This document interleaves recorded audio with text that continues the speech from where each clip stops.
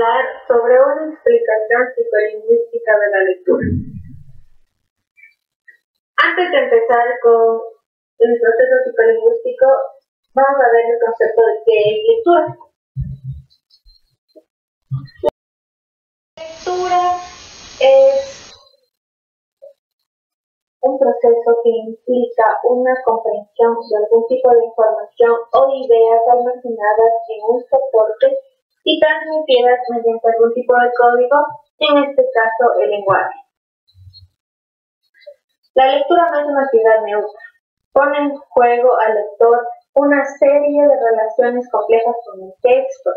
¿Sí? La lectura es comprender lo que alguien trató de explicar en un texto. No es lo mismo hablar frente a frente, donde alguien puede ver los gestos o puede plantear la mímica y es más comprensible. Al momento de leer, uno tiene que trabajar su imaginación y su comprensión, trascender en el tiempo y en el espacio y captar lo que el escritor trata de explicar. El proceso de lectura, la visualización, la fonación, la audición, son cosas muy complejas. Vamos a hablar sobre la historia de los sistemas de la escritura. Los primeros fueron los pictogramas. Estos fueron utilizados por los antiguos sumerios, creado alrededor de 3100 a.C.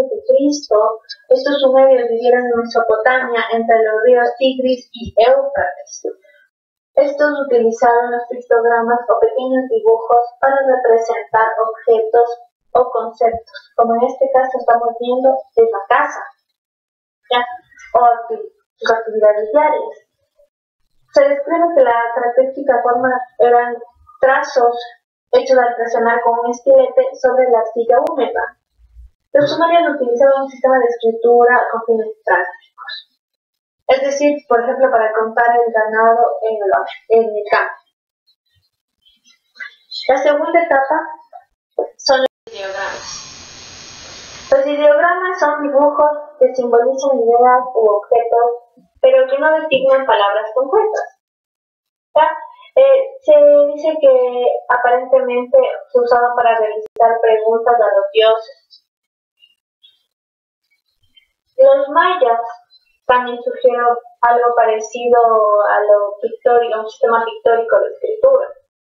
Cada uno de estos sistemas se convirtió en una forma de preservar a través del tiempo y del espacio, porque ya no se quedaba en la idea de personas, sino que trascendía en la piedra, en la silla, trascendía el tiempo y el espacio.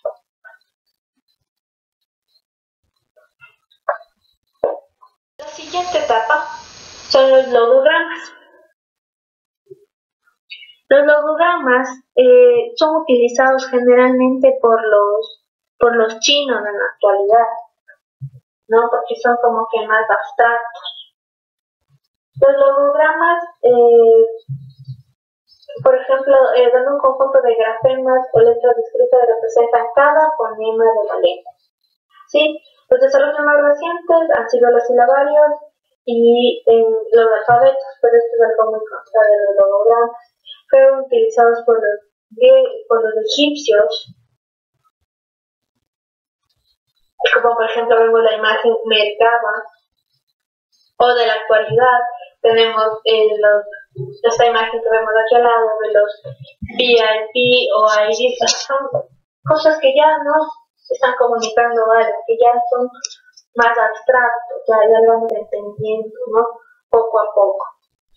La siguiente etapa fueron el alfabeto. El alfabeto fue utilizado, en este caso esta imagen que estamos viendo es el alfabeto griego, alfa, beta, sigma, ¿sí? Consta de 24 letras utilizado para escribir la lengua griega. Se desarrolló alrededor del siglo IX a.C.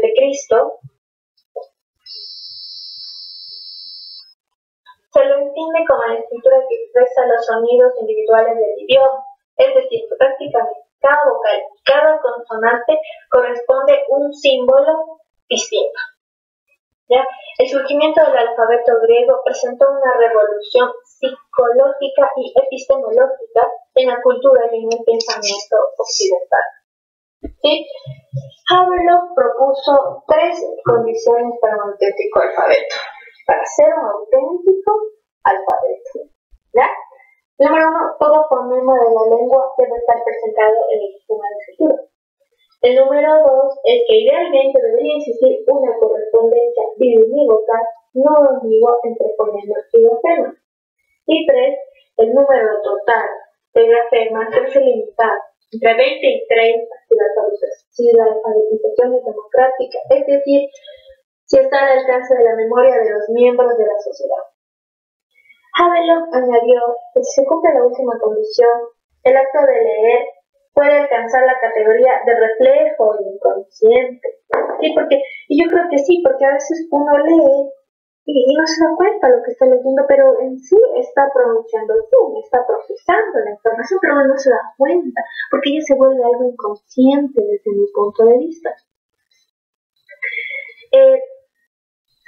Aprender a leer y escribir aumenta la probabilidad de distinguir como individuos entre lo que realmente sabemos que es un hecho y aquello que únicamente creemos o suponemos que es lo que es. ¿Ya?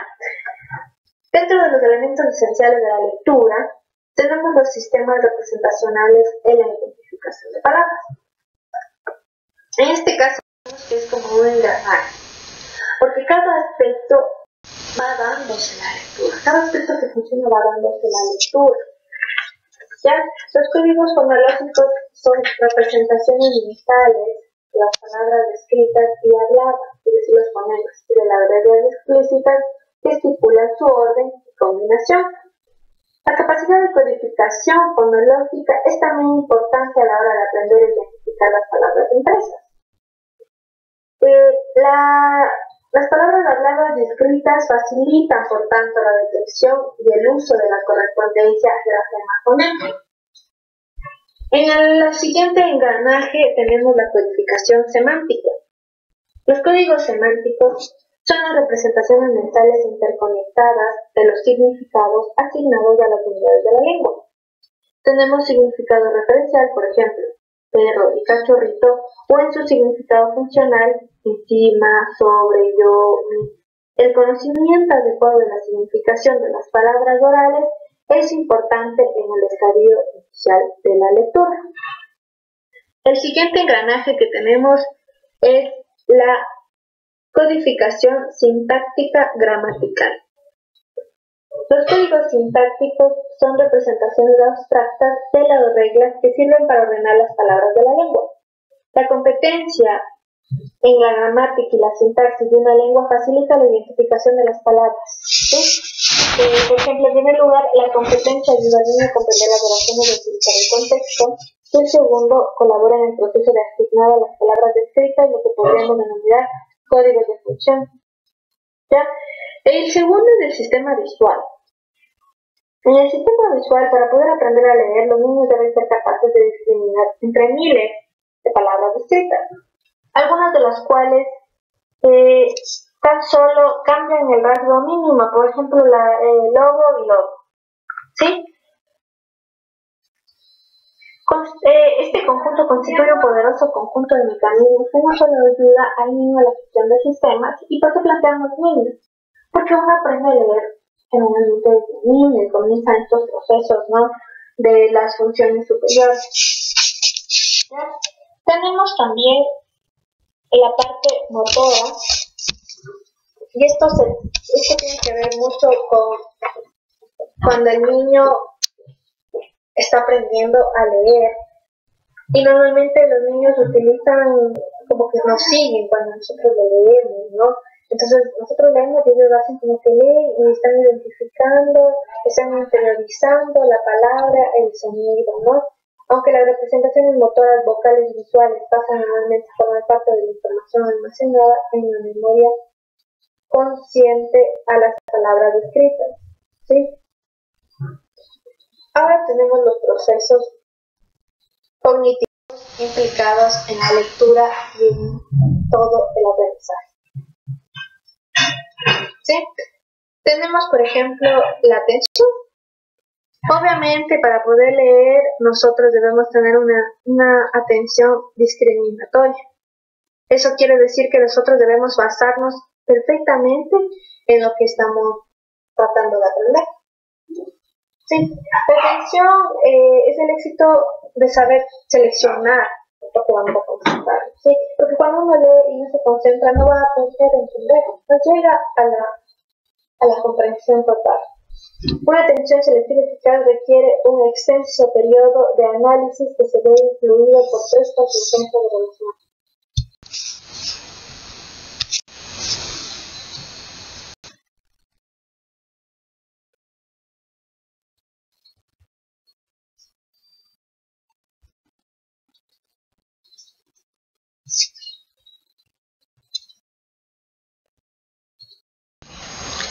En cuanto a los modelos de lectura fluida, que son la forma en que reconocemos e identificamos las palabras escritas.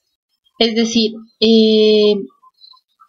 la lectura depende de la forma crítica, de la facilidad para reconocer las palabras, el reconocimiento de palabras. Esto es en cuanto a las modelos de lectura fluida. Dentro de los modelos de lectura fluida tenemos el modelo descendente dirigido por el contexto. ¿Esto qué quiere decir? Que se interpreta la información contextual que incluye conocimientos específicos del área de las restricciones semánticas. El siguiente modelo que tenemos es el modelo ascendente dirigidos por el estímulo.